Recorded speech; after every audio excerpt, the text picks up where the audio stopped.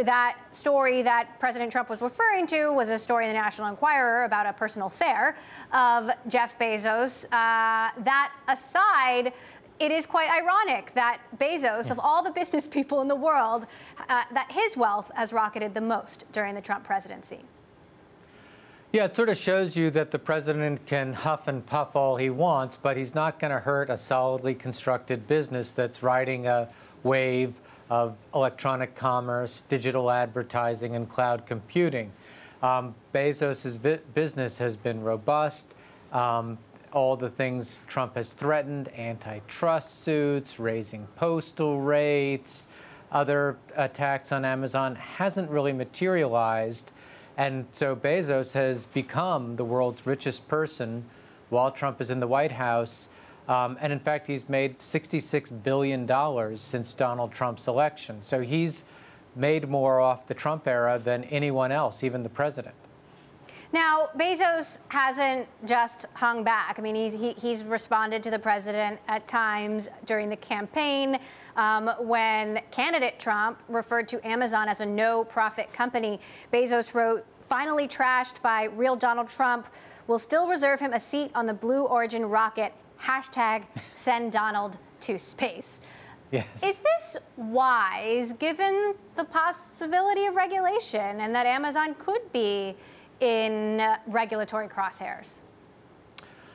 Well, I don't think that the tweets really make that big a difference. Bezos' ownership of the Washington Post is one of the things that's bugged Trump.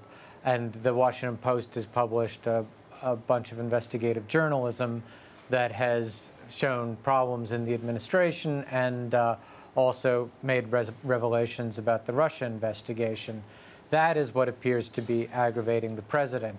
So that's where the risk comes from, and he's just embraced having the Washington Post and doing that journalism.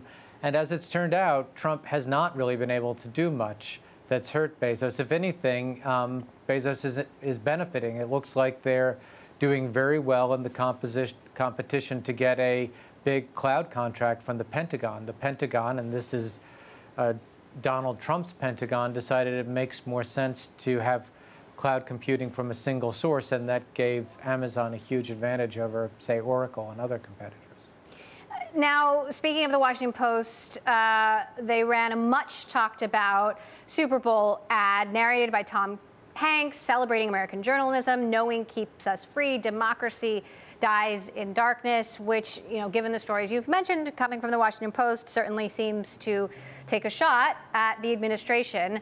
Trump Jr. tweeted, "You know how mainstream journalists could avoid having to spend millions on a Super Bowl commercial to gain some undeserved credibility? How about report the news and not their leftist BS for a change?"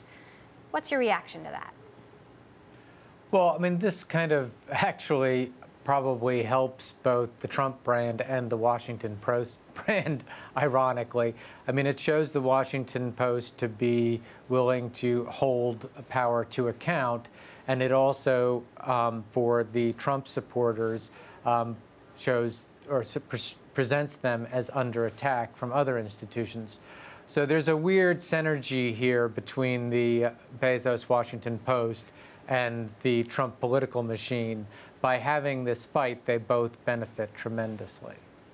Well, and Bezos perhaps hasn't been totally unscathed during the Trump presidency, of course, given that National Enquirer report. But if you look at the size of his wealth, even if he has to split his assets with his ex-wife in the divorce, he would still, rank pretty highly on the wealth charts, right?